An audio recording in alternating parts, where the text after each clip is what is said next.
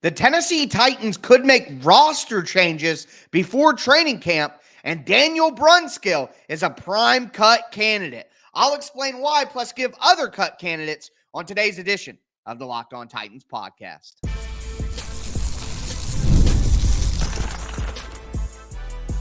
You are Locked On Titans, your daily Tennessee Titans podcast, part of the Locked On Podcast Network, your team every day. Welcome to the Locked On Titans podcast. I am your host, Tyler Rowland. Titans fans, today's edition of the Locked On Titans podcast is brought to you by FanDuel. Make every moment more. As the playoffs wind down, the sports stop sporting like we want them to, but this summer, FanDuel is hooking up all customers with a boost or a bonus daily. That's right, there's something for everyone every day, all summer long. Visit FanDuel.com/lockedon to get started. We are continuing top 5 week here on the Locked On Titans podcast. I'm going to give you my top 5 potential cut candidates for the Titans, including Daniel Brunskill, of course. Talk about top 5 trade options for the Tennessee Titans to consider. And then I'll give you 5 guys who could be a first-time Pro Bowler in 2024. Before we get into all of that, I do want to thank you guys again for making the Locked On Titans podcast your first listen each and every day. Remember, Monday through Friday, Tennessee Titans content all year round, always for free. You're not going to beat that anywhere else. Shout out to my everydayers out there tuning in Monday through Friday. If you aren't an everydayer, you need to be one, and I have some great content coming for my everydayers. Tomorrow, I'm going to do my top 5 Tennessee Titans players on the team right now, my top 5 all-time Tennessee Titans, and then my top 5 favorite Tennessee Titans of my 25 years of fandom. So you're not going to want to miss that. And then I'm answering your top 5 questions on the last 2 days of the week. So send those to me at TicTacTitans on Twitter, here on YouTube. I'll make sure to get to those. But with that being said, we do got to talk about these cut candidates. Here's the reality.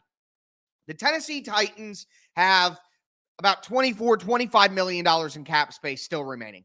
They don't actually need to cut anybody. They aren't, for money purposes, for financial purposes, they don't actually need to make any cuts until, after training camp, if they want to turn the bottom of the roster and get new guys in. And of course, the cut down day that comes after the third preseason game, where you actually trim down the roster to your 53-man group. Like, the Titans aren't in a situation where they need to scrape out money. But with needs still at safety, with a need still on the edge as well, there could be other spots where the Titans would want to add somebody, maybe the interior defensive line, maybe linebacker. There are other places where the Titans could use a little bit of reinforcements. Maybe the Titans want to make a big trade for somebody who's already under contract. If the Titans do need to clear out a little bit more room, they have some easy avenues to do so. And the number one name that pops up there is Daniel Brunskill. And when I talked about cut candidates way back in February, when we talked about the Titans clearing out cap space, guys who just didn't make sense for the value of their contract, I talked about Daniel Brunskill in that group of guys that have already been cut. You know what I mean? That initial wave.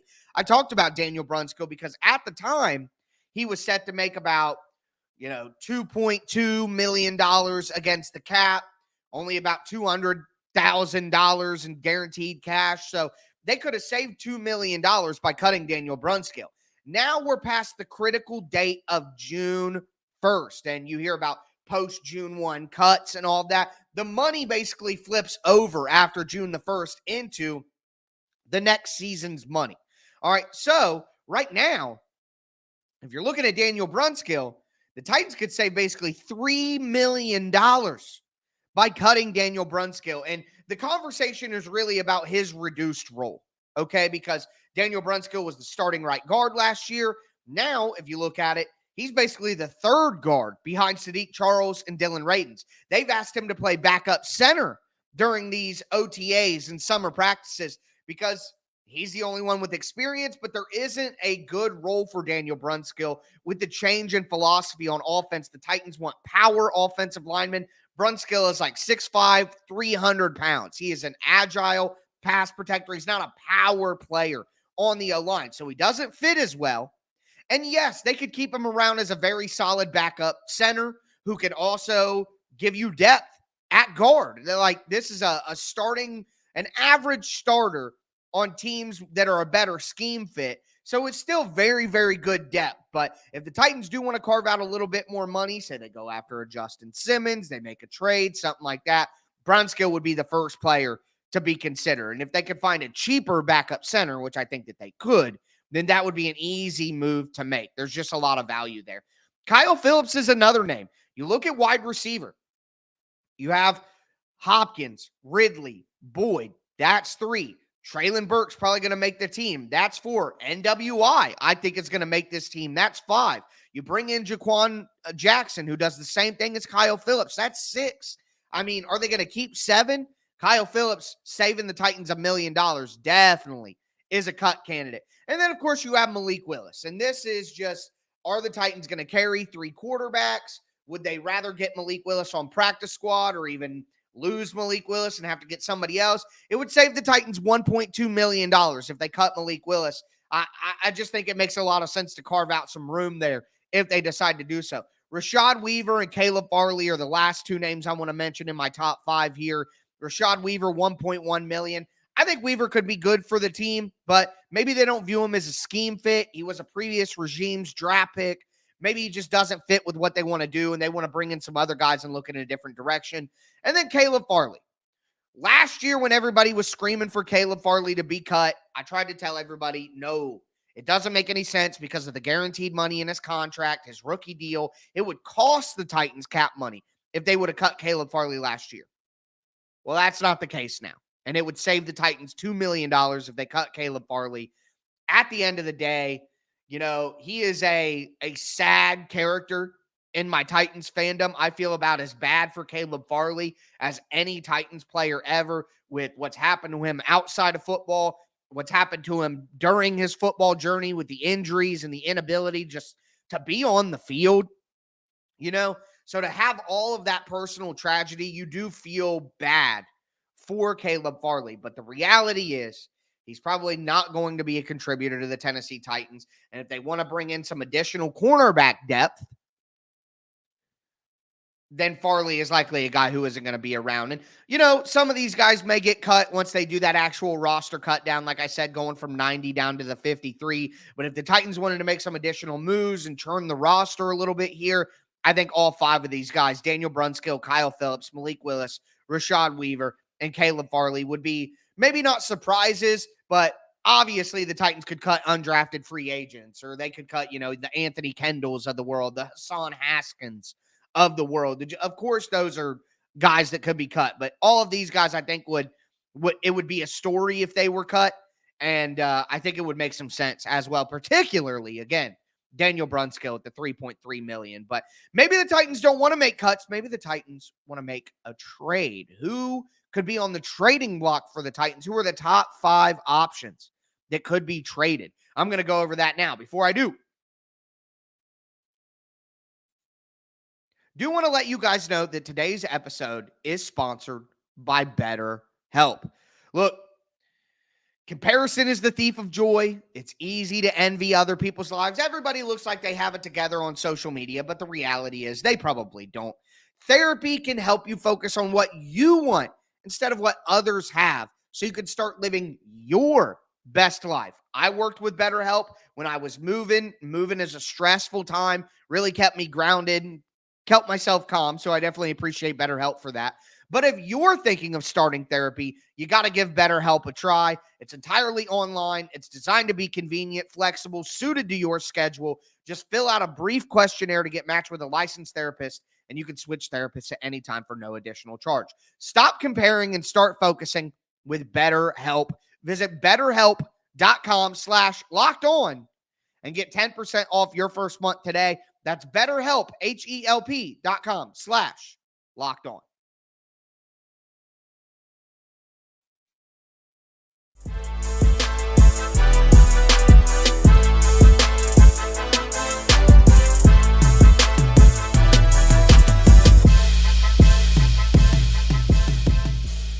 Titans fans, let's continue today's edition of the Locked On Titans podcast. It is top 5 week here during the summer break, quite honestly, of football. Football is taking a back seat right now. You got NBA free agency, all kinds of stuff going on, blah, blah, blah. But we're getting close, folks. We're getting close. We're about 3 weeks away from some Tennessee Titans training camp action. So make sure that you stick with me here on the Locked On Titans podcast. Tomorrow, top 5 best players, top 5 favorite players, top 5 all-time Titans.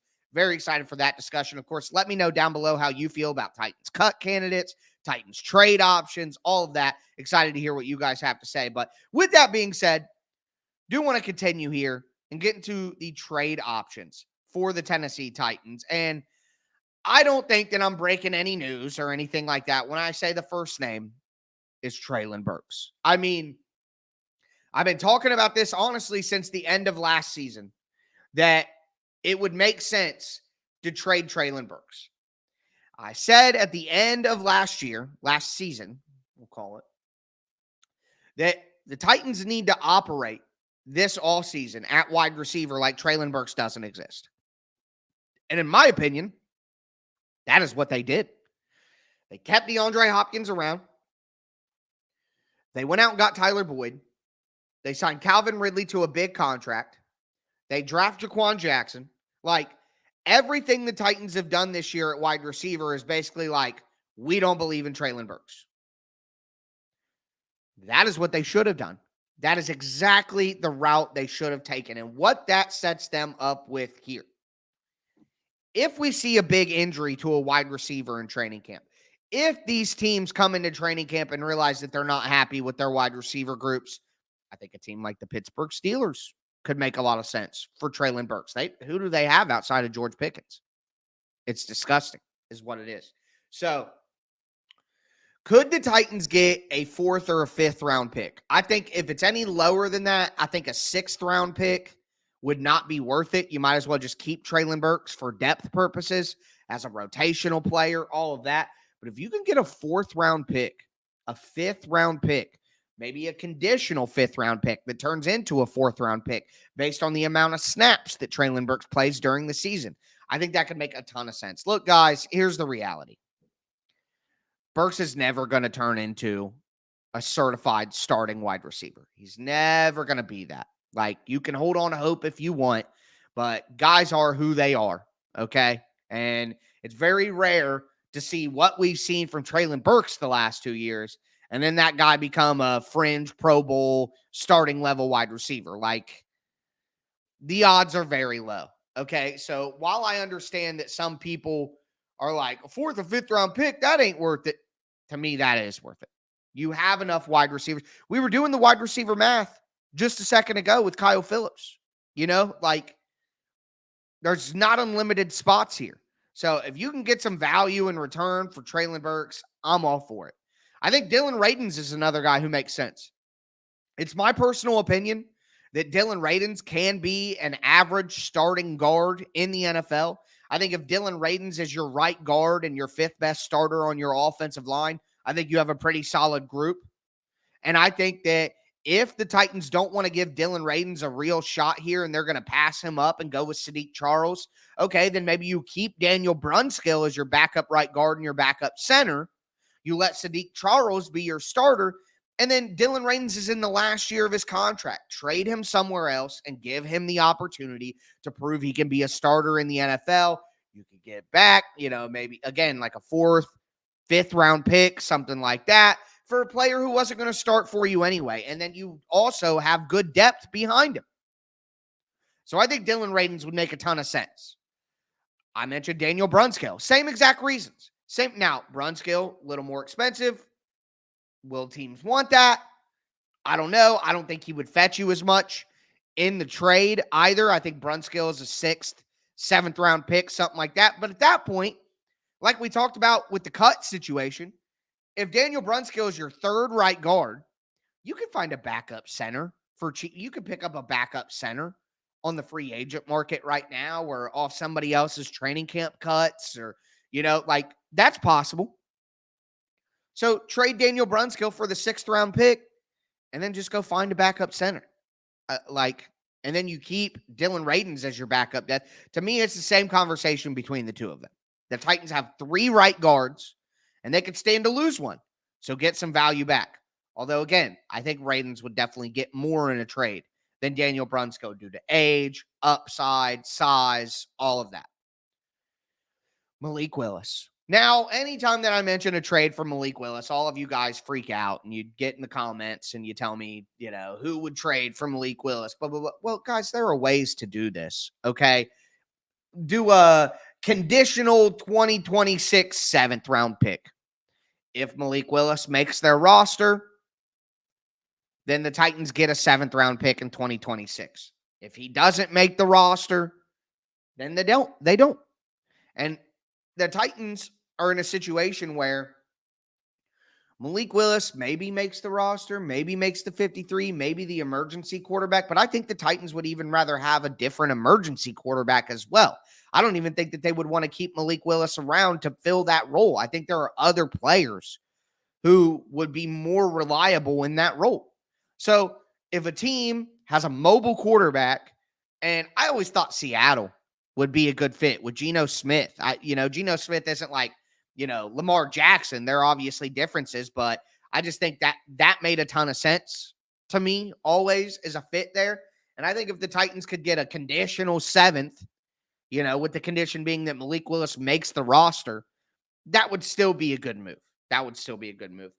Similarly to the conversation with Dylan Radins, Rashad Weaver. I think Weaver is a guy who can make some sense. Again, new regime, new scheme on defense, new coaching staff. Maybe they just don't like Weaver all that much. Maybe they would rather go sign Emmanuel Ogbah, Carl Lawson, blah, blah, blah. And then you could trade Rashad Weaver for, again, a 6th round pick, something like that. I mean, the guy was a 4th round pick to start. And, it's not like he's going to fetch some great thing, but getting some additional capital, some additional ammo to work with. The Titans don't have their 3rd round pick in 2025. They could, use some additional back end capital, maybe make a move up the board a little bit. You want to have as many bullets as possible in this situation. Have your ammo. And I think Rashad Weaver is a guy who I think could contribute to the team this year. Absolutely. I would like to see Weaver stick around, but again, you just got to look at circumstance. And like I mentioned, new regime, didn't draft him, didn't have a great year last year and ran Carthon's first season. So he's looking at that like, does he fit the new scheme? He does look slimmed down. He does look more explosive. Let's see if that translates, though. I think that's a move the Titans could stand to make, and it wouldn't be disastrous. You know what I mean? But with that being said, that's my top 5 trade options. Let me know your guys' is down below, or hit me up on Twitter at TicTacTitans and let me know who could be a first-time Pro Bowler for the Tennessee Titans this year. Excited to talk about that before we do, though. Do want to let you guys know that today's episode is brought to you by FanDuel Sportsbook. Look, I love sports. I love them so much that I never want them to stop. But the playoffs are over in most of the major sports. We're getting fewer games, and the sports just aren't sporting like I want them to. But FanDuel lets me keep the sports going whenever I want. All I have to do is open the app and dream up bets anytime I'm in the mood. And this summer, FanDuel is hooking up all customers with a boost or a bonus daily. That's right. There's something for everyone every day, all summer long. And if you're feeling that Tennessee Titans itch, I keep telling you guys, get 4.5 points in week 1 in Chicago against a rookie quarterback. Hammer that. I love that. I'm going to hammer that personally, at least. Make sure that you head over to FanDuel.com/lockedon and start making the most out of your summer. FanDuel, official sports betting partner of Major League Baseball.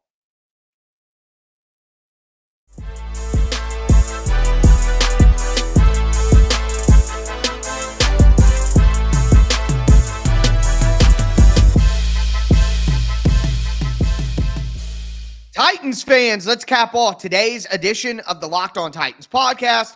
We talked about the top cut candidates for the Tennessee Titans, talked about the top trade options that the Tennessee Titans have. Now let's talk about some guys who could be a first-time Pro Bowler.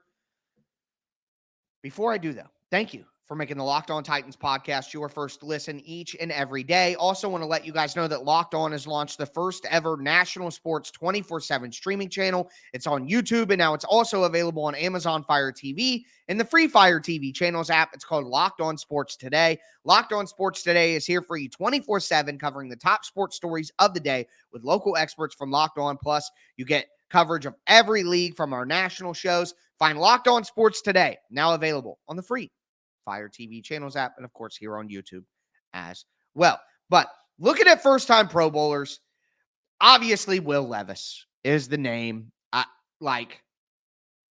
We've talked so much about Will Levis yesterday's show, talking about the breakout candidates, X factors, all of that. We know that Will Levis could go crazy this year.